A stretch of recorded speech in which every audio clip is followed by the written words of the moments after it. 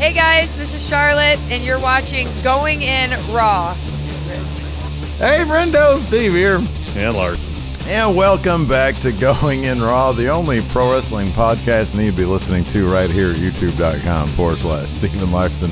Available wherever podcasts can be found. And, of course, taped live at the Twitch at twitch.tv/Steve and Larson. Jorge D here in our Twitch chat has a good point. Why was JR's voice hoarse yesterday? And then all of a sudden it was totally fine. Usually when it's by the bad, end of the show, it got hoarse again. Yeah, that was weird. Anyways, we're going to review Raw here in a moment. Yeah. Tomorrow, of course, on the Twitch, we're going to be live for Impact Wrestling. And then this Saturday, assuming nothing else happens that I'm unaware of. Sacrifice. Impact Sacrifice watch along. Jay White's favorite Impact pay-per-view, yes. Did he say that? After he lost at Wrestle Kingdom, he had that promo in his press conference. He was slamming the table saying sacrifice. He's big into it, yeah. And then isn't that the one that the Steiner math thing came into play? Wasn't it at the numbers don't lie, it's sacrifice. Mm-hmm. That should be a lot of fun. Impact title's going to be on the line. I'm coming for that one. I want to be 3-title Steve or something. Anyways, let's talk about Raw. I was pleasantly surprised that you came to the pre-show today and were praising Raw. I like whenever you like something. You're a lot of fun. I thought for an episode of Raw, it's all relative. I thought it was great because I didn't feel like there was a whole lot of filler. Mm-hmm. Basically, I mean, you could quibble about a segment here or there, especially in the third hour. I felt like every segment had purpose. It served its purpose. There were some really good matches. Drew versus Sheamus was awesome. Mm-hmm. That was awesome. I think Raw suffers when they try to stuff too much into it. I feel like a lot of time it's like we don't know what to put on Raw, so let's just put a bunch of stuff up there to fill the 3 hours. And this is an episode of Raw. It felt like, okay, from the very beginning, the first thing we see is Hurt Business walking through the arena, and Bob Lashley giving probably the best promo he has thus far during his current WWE run. I thought it was spectacular.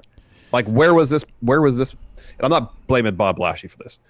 Why wasn't Bob Lashley given material like this until now? You know what I like about Bob Lashley's just the last couple of weeks. Today was a good example. There is, I get the feeling, I don't know, man. I'd love to know more. I'd love to know about exactly what role MVP has in all this, because you got to figure it's probably up there, you know? Bob Lashley is allowed to both portray the badass that he is in character and the guy who has for 16 years clawed and scratched his way to the point that he is now. You know, his first run in WWE, and of course his time away from the WWE and now back, and then it's been a couple of years till he got to this point. So the level of sincerity of him being genuine, it's all very palpable. Like it's there, and he's not afraid to be that guy. He's not afraid to expose his true feelings. But at the same time, I love that he's like, you know what? This rematch is happening tonight. I'm going to make an example out of Miz. I made an example out of him last week, and I'm going to make an example out of him again tonight. I love it. I think it's great. I think it's a breath of fresh air compared to what we had with Drew, which I thought Drew was fine, but he had that. I mean, he was opening Raw basically for a year straight with his let me intro the show promos. Yeah, and that got pretty stale pretty fast, and I don't know why they continued doing it other than Drew is a good ambassador for the company. He is, and he's great. But to have your champion be essentially the greeter for Raw week in and week out, beyond it being formulaic, like let him, because Drew is capable of showing a ton of dimension. Mm-hmm. We've seen it. Yeah. Let 100%. Him do that and not just be, hey, welcome everybody to Monday Night Raw, you know? Well, dude, I mean, it's like any character in wrestling. If they're not given anything to do, if your sole purpose is to go out there and greet people, it's never going to be compelling. I mean, maybe if it's LA Knight, it'll be great. But if it's Drew McIntyre, I just, welcome to Raw. Yeah. Oh, what happened last week? Oh, Fiend. Yeah. Like if it's Otis, I'd be all about that. But Yeah, it's never going to be interesting if there's not a sense of urgency, and too often there's not a sense of urgency regardless of who it is. I mean, if they have Bobby Lashley be champion for a year and he's not involved in anything good, but they have him open the show, guess what? It's going to be kind of boring. That's just how it is. Yeah. Anyways, this promo to open the show wasn't boring. It was great.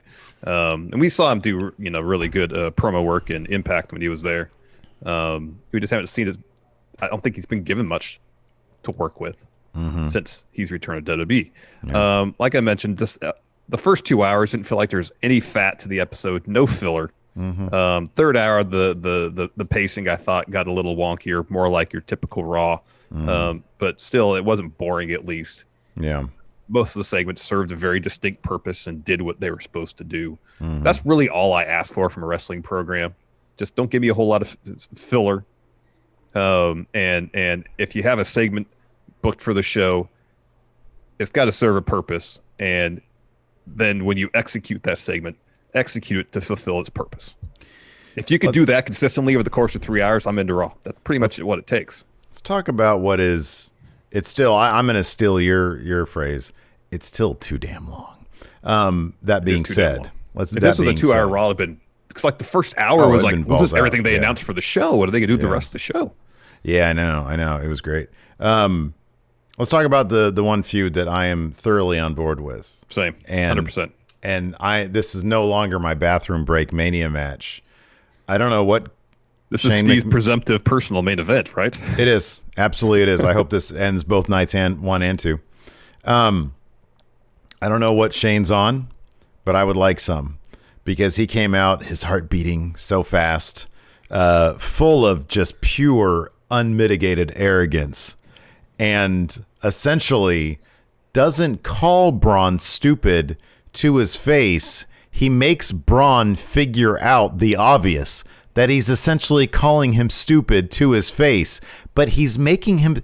This was brilliant if you think about it. He was making Braun feel stupid while calling him stupid in a way that goes over Braun's head, because he is stupid as a character.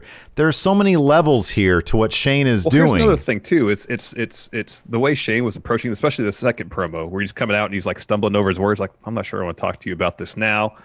When you're in a situation where someone has information that you know that you don't, how does that make you feel? Oh, you know how it makes me feel. Yeah. You personally have experienced that. So then you're like, what is this? What are they going to tell me? Like, what? And you feel like, sometimes it can make you feel a little stupid. Yeah. Or like you don't want to work with a guy ever again. Well, you've never expressed those feelings to me, but anyways. Anyways, that's a story for the patrons one day. So perhaps. it was like layers of attacks on Braun. It was, as I mentioned, all layered together. Plus, people in chat, I was happy to see this before we started. Our Twitch chat were saying, it's Braun wanted two things. He wanted Shane to not waste his time and not to call him stupid. Shane did both those things. And I thought brilliantly. Yeah. He was denying Braun access to information that was exclusive to Shane. That might have made Braun feel a little stupid. Yeah. Shane, for an extended stretch, was passive aggressively calling him stupid by saying other people have said these things. You fell off or fell from the ugly tree and hit the stupid tree and hit every branch, so on and so forth. And then finally, when he tricked Braun into thinking that he had left the arena, he does to the camera, to us, the audience, call him in fact stupid. Yeah. I thought it was great. I sort of got the hint. Like when you immediately just sort of say Shane McMahon, I usually think of, the feuds that just sort of went on too long with him. But then I do remember that, his stuff with The Miz and The Miz's dad was some of my favorite stuff. He can be, when he's in this mode, he can be just purely entertaining. He could be a delight. So I am looking forward to this, because it's all just based off some weird desire of Shane's to humiliate Braun by calling him stupid. It's great. The whole feud is just Shane thinks Braun is stupid. Yeah. That's it. which is pretty great, to be honest with you. Yeah. Anyways, let's just go ahead because I want to put that in the thumbnail. There you go. I mean, I thought Raw was really good. It's just there was nothing that was like overwhelmingly like needs to go into the thumbnail. And to be honest, a lot of people were talking about, if they weren't talking about the New Day's amazing Mortal Kombat inspired gear, and Kofi saying, "Get over here" to the scooter. That was awesome. They were talking about Shane McMahon and whatever he was on. That was great. So yeah, let's go ahead and kick this off. Want to give a shout out to Levi Shapiro, who's in our chat right now. Hello, Levi. Throwing us a follow. Welcome to the Friendoverse. So it kicked off with the Hurt Business backstage, draped in gold. We got an interview with Bob Lashley and MVP's there, and he says, "I'm a happy man. I've been through a lot, enough to break a normal man, but I'm not normal. I'm the Almighty. 16 years, and just the weight of it really seemed to be tangible. He said 16 years dealing with backstage politics, busting my ass to get to this title. Last week, I punished Miz because he was trying to delay the inevitable. This week, I'm going to set an example of him. Right now is my time. No one's taking this away from me, and now I'm walking into Mania as the almighty WWE champion. The almighty era has begun." It was great stuff. It was great. And so that match, Miz versus Bob Lashley, opened the show. Miz comes out first. He drops a long promo. He talks about standing there empty-handed because Lashley is the new champ. He asked John Morrison if he expected to get his ass handed to him by Lashley. The answer to that was yes, but did he expect to lose the title? The answer to that question is no. So Shane pulled a fast one on him.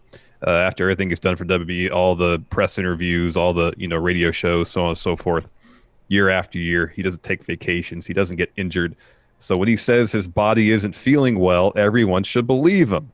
But us, he's talking to us, sitting on our couches, you don't understand. He's a pro athlete. He had stomach cramps. Still, he went out there to defend his title. He got counted out and lost. Miz says, yes, champion advantage is shady, but he played to his advantage and outsmarted everyone.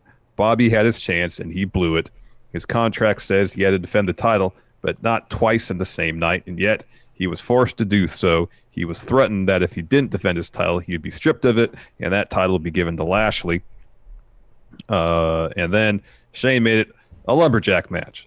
So we can all agree that it's unfair, and it's unfair that Lashley brutalized him after the bell, and he suffers no repercussions because of it. He says, however, WWE did do one thing right. He gave his rematch tonight, and everybody out there that's tweeting and blogging, everybody who celebrated Lashley's title win, he says, I want you to stay real close to your screens tonight because there's going to be a new hashtag, and it's going to be hashtag and new. And then Lashley came out, and he has like gold lightning that crashes from the ceiling. It's like he's got an extended prelude to the Hurt Business theme. Yeah. Lashley's, if this is any indication, Lashley's having that belt for a while. Dude, I'm telling you, man, he's peaking with Vince at the right time. That should be the goal of any WWE wrestler, to peak with Vince at the right time. And I think he's doing that. So, yeah, we got Miz versus Lashley. Miz was, due to the lack of lumberjacks this week, Miz was able to extend his match this week a little bit longer. He was able to run away, be a bit more opportunistic without those lumberjacks there. Early on, he gets away from Lashley, goes to the outside, runs into MVP. Lashley tries to grab him. Miz sort of cranks him off the ropes, but Lashley completely no-sells it. He ends up sort of being the cause of Lashley posting his shoulder. Then he posts him on the outside. Drew, meanwhile, looks on at the TV backstage from the side as Lashley starts to dismantle Miz.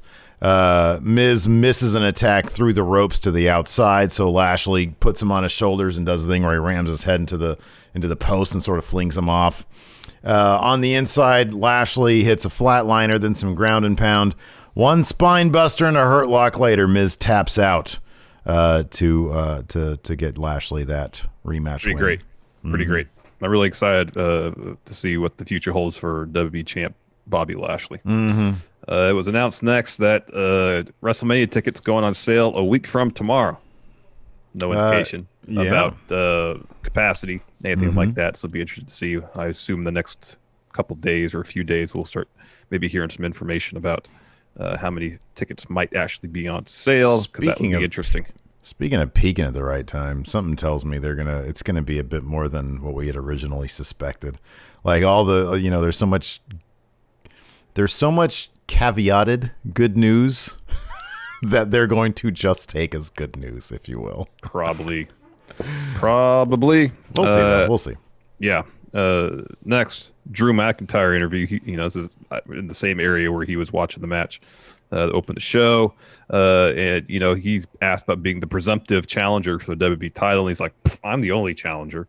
And he said, here's the thing, Lashley, yeah, he put his work in for 16 years. But rather than step up to me, he helped The Miz win and then beat The Miz for the title. I beat Brock Lesnar. Where's your passion, Lashley?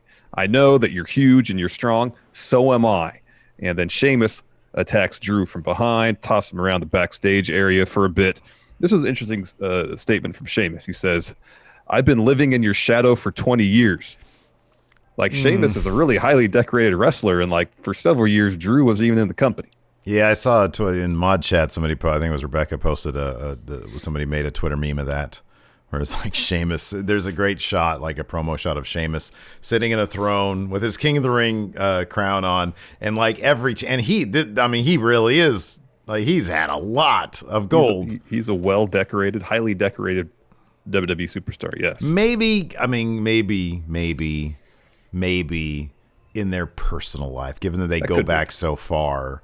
Maybe people have always viewed Drew as the chosen one, if you will, and so he's always overlooked, even though he has all those accolades. Could be.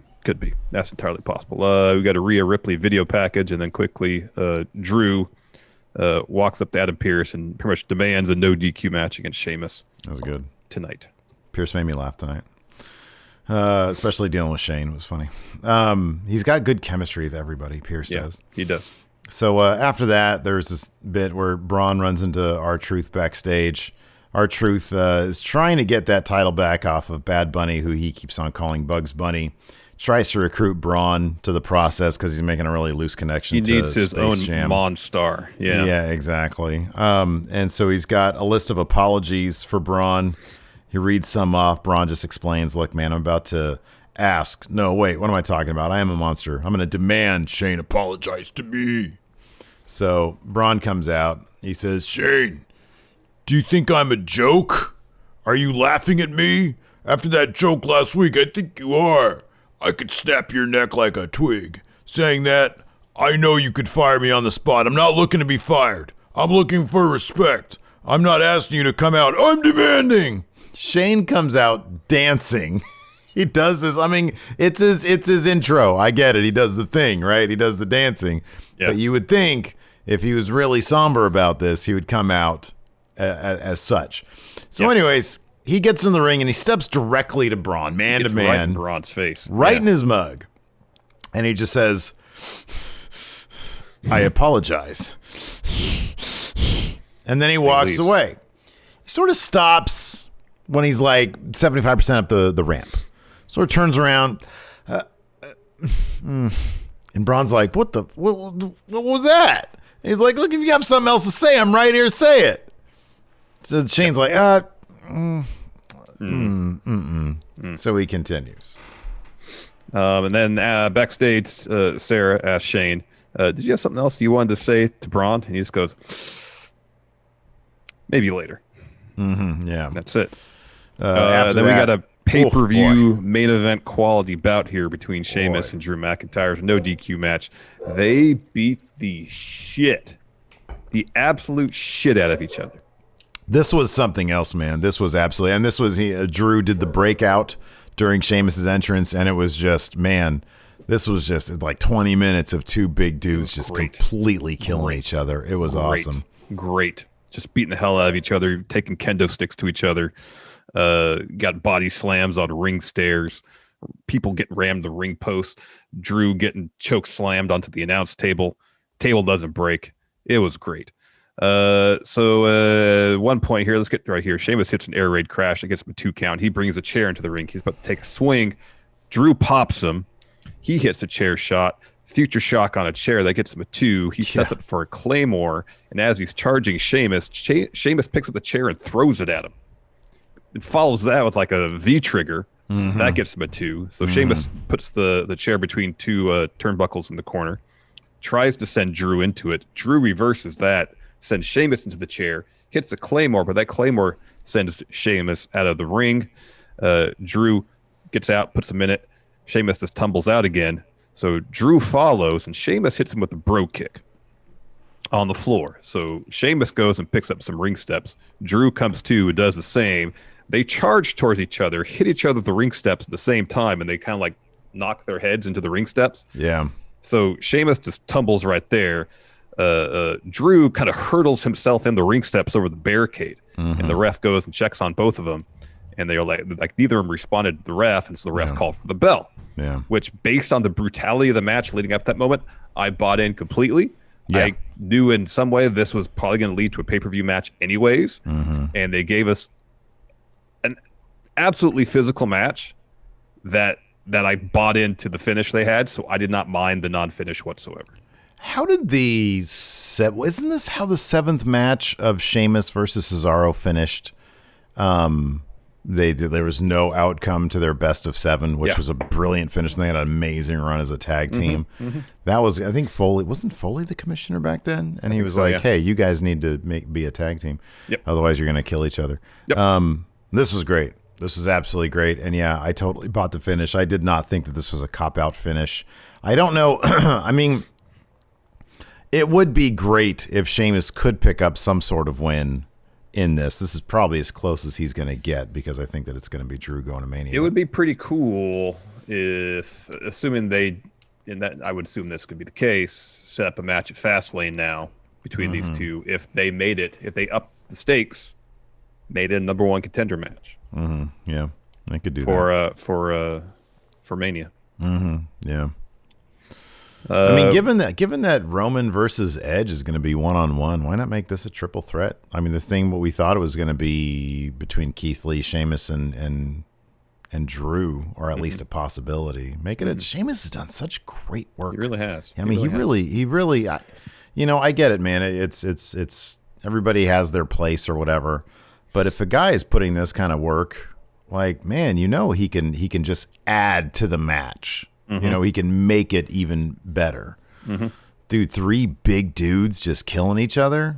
But three huge dudes who can work. And on top of that, why wouldn't they do it? If Lashley's peaking right now, you don't want him to get a clean win over Drew because he's Drew.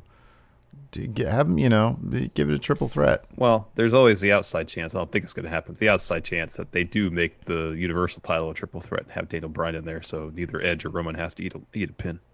Yeah, that's true. That's cool. Make them both triple threats. They're all worthy. How about this? Every Mania match, triple threat match. I'm down. Absolutely. There you go.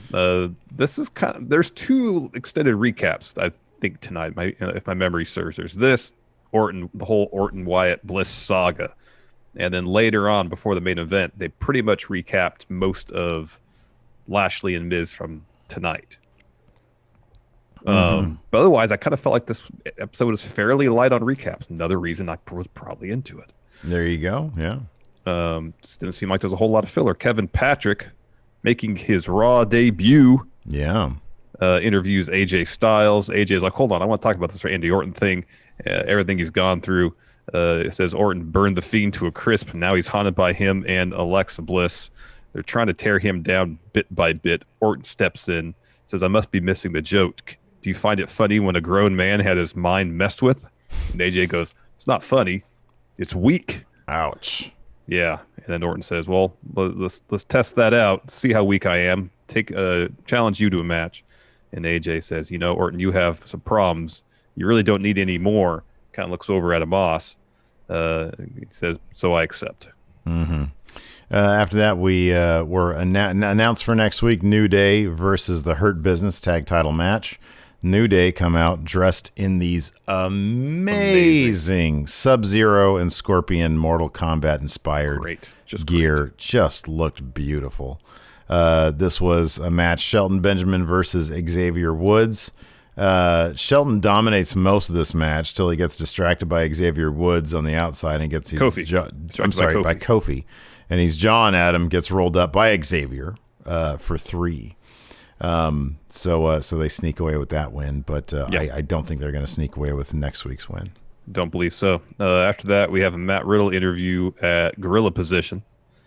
He says Retribution can play all the tricks they want. His focus is on Slapjack tonight, but he's more worried about where to park his scooter because he has a little scooter with him. He says, I left it here last time. I got a ticket. If I take it to ringside, Ali will just take it. As he's mentioning all that, New Day come through the curtain. And he's like, hey, you guys down for some Call of Duty later? They say, yeah.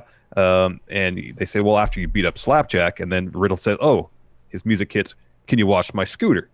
And they're like, heck yeah. And Kofi's all, get over here. He says, oh, get over here. That was great. Great. So he goes out for his match against Slapjack. Then it was announced on NXT this Wednesday, William Regal, will have not one announcement, but 2 announcements to make, at least. That's for now. By Wednesday, there might be 4, maybe even 5. Maybe a baker's dozen. So one of the announcements is going to be Tuesdays. Well, there's 3 potential. There's NXT Women's Tag Titles. Mm-hmm. There's a move to Tuesdays. And there's rumors of a 2-night takeover preceding WrestleMania. So there's 3 potential things it could be. Yeah, they're game changing. That's what he said. They're game changing. Yeah. So Riddle took on Slapjack next. Riddle is defending the U.S. title next week against Mustafa Ali. Mm-hmm. This match was actually Shane Thorne's a good wrestler. I wish he's a really good wrestler. He's a really good wrestler. This is a really good match. That drop kick he delivered was insane. Did you see somebody posted? I don't know if it was on our mod chat or not, but there was a drop kick that Jindrak gave. Oh yeah, where he's running down the ramp. No, I'm not even talking about that one. I'm talking about one where it was like it was in the ring. Body. Yeah, it was in the ring, but there was, and I forget who it was, but there was a wrestler on somebody's shoulders. Mm-hmm. Like they were playing whatever in the pool, or whatever, like in the electric chair position. Yeah, thank you. Yeah. And he delivers a drop kick to the dude's head that was on top of the. It was insane.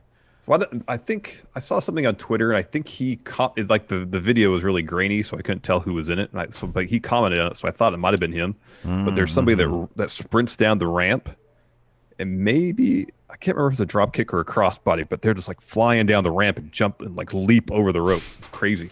But it's one of those things where it's the ramp connected to the apron, not the floor.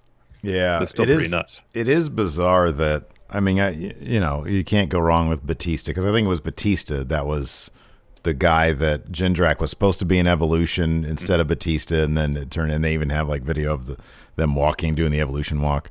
It is weird that like he didn't stick around, because he was pretty big in Japan, I think. Yeah. He wrestled all over the place after that. Yeah. So anyways, no, this is a hell of a match. Riddle got the win with the Bro Derek, but Shane Thorne is a terrific wrestler. He is terrific. At one point, I think it's when Shane Thorne gets sent to the outside. Yeah, or he rolls out of the ring, and Ali's yelling at him, says, come on, I beat this guy single-handedly last week. Stop embarrassing me. Yeah. And then he yells at Thorne. Ali does after the match. I'm stop embarrassing him. I'll take this, because I know you really want to talk about this extended Shane Braun thing. Yeah, so we get a quick bit backstage. Shane, he's on the phone. Pierce walks in. He wants to know what Shane was going to tell Braun. And Shane's like, gosh, everybody's being so nosy tonight. And he says, but, maybe there is something else I want to say to Braun. I want you to go tell Braun to meet me in the ring. Right. So then we have Braun comes to the ring, and then we've got Shane. He shows up. Shane was in the ring first. Shane was in the ring first dancing. Yes, that's right. So Braun comes down with a head of steam. Shane calls for a new mic, but he goes down to the floor to test it out. He walks to like the foot of the ramp. He says, I should be talking to you, Braun. So I want to say it I should say it face to face. And Shane starts talking. He's hemming and hawing so much. He says, Braun's been out there talking about what's transpired, and it's turned me introspective. He said, I had fun last week, and Braun should too. Sometimes I have fun at others' expense, and that's okay, so long as it benefits me. And one thing we have to get done. But then he walks down the bottom of the ramp and walks back up. It's like he keeps resetting. One thing I need to come to an understanding with you. One thing I would never do is make you look stupid. I would never do that. Stupid is an aberrant word. You're all upset about me. I can tell you're quite upset with me, Braun. I can tell that. One thing you may hear, one thing guys like you may hear is, and you might have heard this before, but not from me. Stupid is as stupid does. Big guy, little brain. This guy is stupid. It's like the dinosaur thing. Yeah. He said it's like the dinosaur thing. He said, not me, other people. I would never call you stupid. Braun. He stuttered his name. He looked at it. I would never call you stupid. Braun. And then he jets. He bolts out of there because Braun takes off. He says, Braun. That was amazing. That was so great. Yeah. So then backstage, let's finish the scene and then we can dissect it. So backstage, Braun sees an SUV peeling out. Yumi and everybody else, including Braun, thinks it's Shane.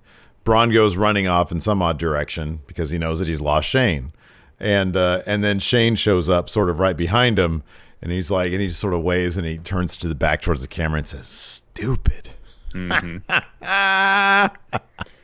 Just trolling the heck out of Braun. Just trolling him. He said, Braun. But like when he was kind of like trying to find his words, whenever that happens in wrestling, I assume someone forgot their lines. Yeah. Like he didn't know what he was supposed to be saying, so he takes a little walk up and down the ramp a little bit. Yeah. But then you start piecing together, and as mentioned earlier, people in chat noticed it too. He's just wasting Braun's time. Yeah. Just wasting time just to piss off Braun. Just to anger him. That was so great. It was pretty well done. The layers to it. The layers by which he was trying to insult Braun. Mm-hmm. It was pretty great. It was pretty great. Next, we had a women's tag title bout. Oh, hold on. Tonight. I'm sorry. What? Just real quick. Mike Lucas has a great suggestion here. Was it Pierce in the car? Pierce was kind of in on it last week. Given that Pierce got headbutted by Braun, I wouldn't put it past him to be in on this. No, but also, yeah. So we had a women's tag title match. Naomi and Lana taking on Shayna and Nia. Reginald joined Shayna and Nia. Nia had a short little promo on their way of the ring to introduce Reginald. Says last Friday, Carmella fired him. Sasha slapped him in the face, but luckily for him, she says, I know my way around a fine glass of wine, so I brought him ringside for tonight's title match. And isn't he cute? Yeah. And I love it. It's so condescending the way she says it. Isn't he cute? Mm-hmm. And Shayna's having none of it. She's just rolling her eyes the whole time. But Reginald pays dividends. He does. Because Lana and Naomi have the advantage. Naomi's running the ropes. He grabs her ankle. Lana gets the tag back in, and Naomi turns around and grabs Reginald by his hair. Lana hits a baseball slide on him. However, Lana gets up, turns around. Nia splashes Lana into Naomi, knocking Naomi off the apron. Follows with that kind of choke slam powerbomb thing she's been doing late to get the win. This next part was great. Nia goes and picks up Reginald, puts him over her shoulder, and carries him up the ramp. Yeah, that was awesome. That was hilarious. Nia has quickly turned into, like, when she doesn't get out of her wheelhouse in the ring, which we've all seen those scary moments. When she keeps the wrestling simple, she is one of the most entertaining characters in my estimation. I think she's found a way, because for the longest time, her in-ring trash talk has been really good. Yeah, it has been. But when she's been doing promo stuff, it always felt kind of stilted. Mm-hmm, yeah. It could just be a repetition thing where on the mic she's got enough reps where she feels as comfortable talking in front of the mic as she was just trash talking in the ring, because it feels a lot more natural. Yeah, it does. Yeah. After that, we had a Randy Orton interview. It says, it sort of takes a scenic route here, but he says AJ might be worried about The Fiend and Alexa, but he needs to worry about the 3 most dangerous letters in wrestling, R, K, and O. After that, we had a Mandy Rose and Dana Brooke interview. This is kind of curious. They basically said, yeah, we're very serious about the tag titles. We've worked our butts off. We shouldn't be overlooked. And then in comes Charlotte, and she's like, I always want a challenge, too. They were talking about the Raw Women's title. They weren't talking about the tag titles. Oh, I thought they were talking about the tag titles because they're a tag team. Okay, never mind. Wow. All right. Well, that makes more sense why Charlotte was showing up. Okay. Yeah. I thought she was just like, oh, you guys talking about gold? I want gold, too. And so, yeah, she was like, pretty much said, yeah, I'm ambitious. I want you two to show me your bona fides, essentially. Yeah, pretty much. Yeah, show me you mean it. Okay, that's cool. After that, we had an AJ Styles interview where he's asked, do you regret your comments earlier, given that Orton challenged you to a match? And he's like, I didn't expect him to challenge me to a match. He's crazy. He's all messed up in the head. He needs to be focused on The Fiend right now. And then for our main event match, we had AJ Styles versus Randy Orton. I had not noticed this before if they had done this. This is the first time we got a super close-up in 8K. On Randy Orton, they did this during his entrance, and it looked amazing. Mm-hmm. It looked so great. It looked like we were watching like a 70mm movie. It was pretty great. Yeah. It was pretty great. Orton felt like he was working a little extra stiff, especially at the beginning of this match, which made sense because he was pissed at AJ Styles. Yeah. Fun match. Went all over the ring, out to the floor a little bit. Business picked up where Orton hits a draping DDT. He set up for an RKO. Amos pulls AJ out. The pink lights come up. Bliss, sitting in her summoning circle, show up on the Tron. She's winding a Jack in a Box. Right before it's about to pop, she stops and says, not yet. And then she gets a match, lights it, blows it out, and then fire shoots out of 3 of the 4 ring posts. Yeah, yeah. So everybody's having pyro issues this week. The case. Orton throws up some crude oil, some Texas tea, and that allows AJ to hit a phenomenal forearm for the win. Back to Bliss on the Tron. She is laughing. Mm-hmm. Yeah, it was a fun match. Yeah, it was a fun match. Not going to get a bad one out of AJ and Randy. Nope. All right.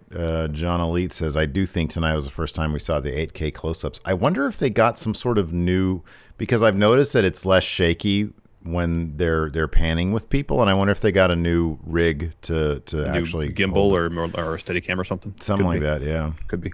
They need an 8K Snorri cam. Maybe. Rage 801 with the sub. Thank you. He's got a question too. Says, so Dak Prescott signed a 4-year, $160 million deal with the Cowboys, $126 million guaranteed, $66 million signing bonus. Name one men and women wrestler from WWE and AEW worth that much money. Roman. Worth that much money. Yeah, Roman. And then from the women's division, I would say Sasha. Becky. Because Sasha was in The Mandalorian. She could have a whole Disney Plus series based on her character alone. Then if that's the case, then Sasha. AEW. Oops. Jericho. Because of his Mox. band. Mox is good too, yeah. If Jericho gets hired to do like a Bond theme from Fozzy. That Bond money. What would be the name of that particular song? I just put you on the spot. Sorry. Can you I'm just trying to think. Yeah. I mean, it doesn't work in terms of the syllables. You can change Judas to James. Oh. 007 on my mind. Yeah. Gareth gifting a sub to Levi Shapiro. Thank you, Gareth. Thank you. EV gifting a couple subs to Sai Daku and Tom Pisano. Thank you, EV. Alex Foster is MVP. If MVP was your real life manager, what could he lead you to? Quizlemania champion. It's really the only accolade that I would like to achieve and yet feel so far away from achieving. Mm-hmm.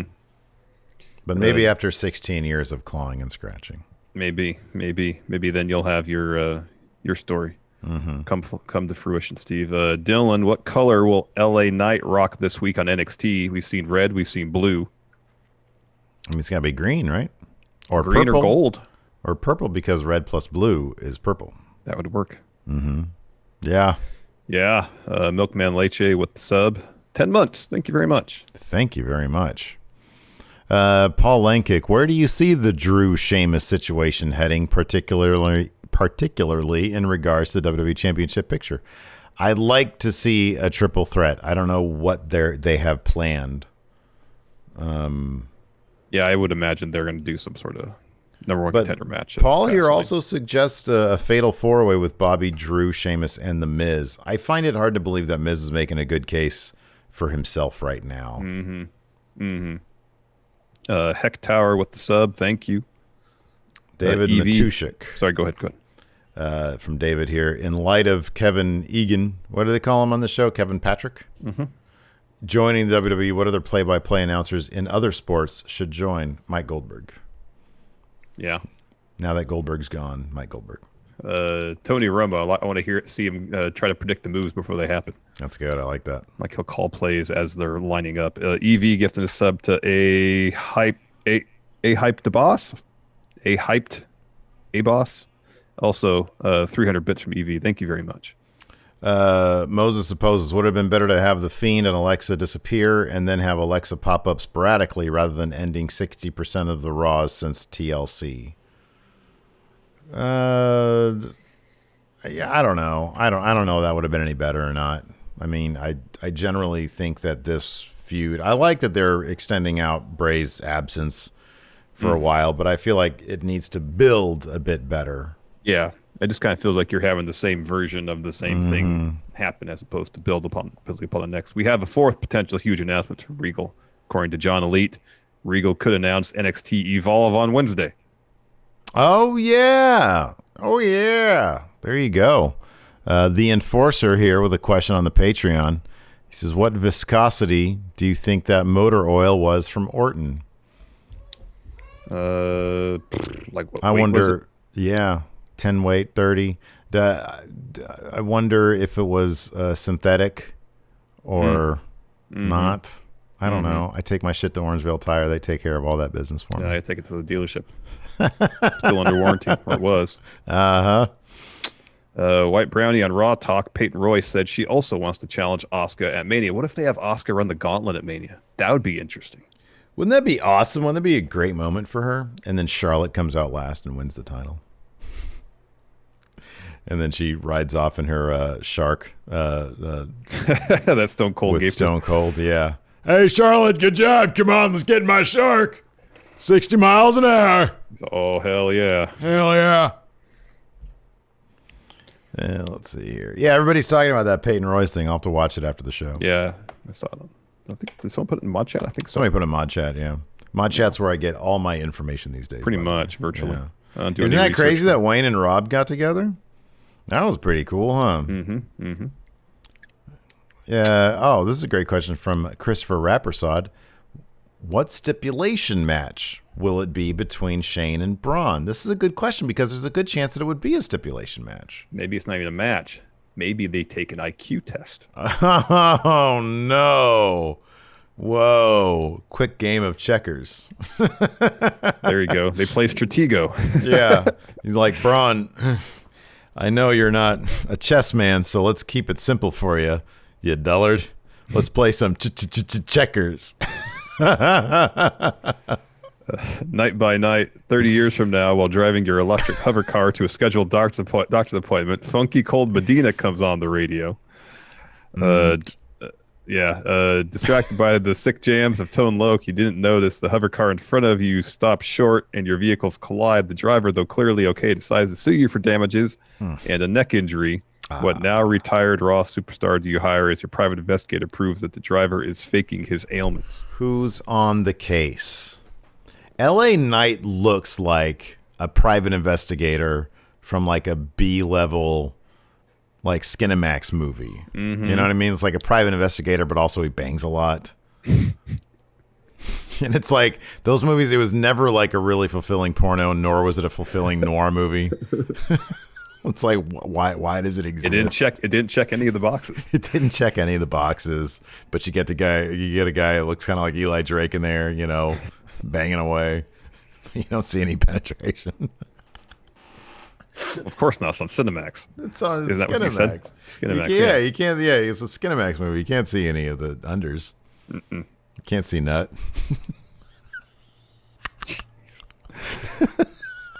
No nut. White Brownie says here, with everyone wanting to challenge Asuka at Mania, should WWE really consider doing a championship scramble? Something. Do a scramble. Do a gauntlet. Yeah, something. You got to do something. Sondo. Sometimes you'd see beef. Oh, damn it. No wood, though. Can't show wood. Let's see here. I only say those things to crack you. I hope you realize that. I know. And can I say also, earlier when you were talking about keeping info away from people,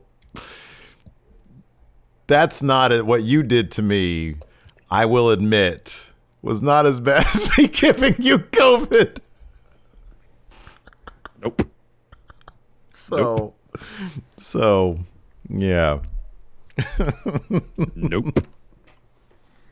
I can't believe I gave you COVID, like legitimately. Well, we can't say legitimately Dude, without come a shadow on. of At a doubt. this point, it was COVID, man. The likelihood was pretty good because it was unlike anything I'd ever had before in my If life. I knew it was a deadly disease, I wouldn't have coughed on you.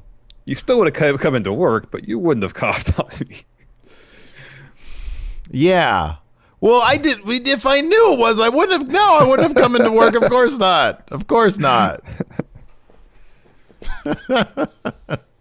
James' birthday tweet. Does Randy ask Rhea for help with Alexa since she clearly in kayfabe has no fear of Alexa? Yeah, I don't know. That'd be great if they would address that again, but they're not going to. I don't even know when Rhea's going to, it's probably going to be post-Mania at this point. Yeah. John Brown Inc. Do you think we will see Keith Lee before Mania? I don't know. I don't know. I don't know what my username is here. Mentions the Peyton Royce promo on Raw Talk. Broken wheelchair. Oh, had to put my German Shepherd down today. It was 13 years. Been a rough day, but watching you guys is always entertaining. Good news. My area in Ontario finally got a stay-at-home order style lockdown today for the first time since Boxing Day. Did he say the German Shepherd was 13 years old? Mm-hmm. That's a long life. Mm-hmm. That's a long life for a dog like that, and it sounds like you probably gave him a really good one. And at that age, they've done everything that they were meant to do. So you can't feel too bad about that. Know that they're in a better place. Luis Areza says, "Can I just put it out there? I hope Lashley's reign as champion is neither face nor heel. If you want my title, take it from my cold dead hands.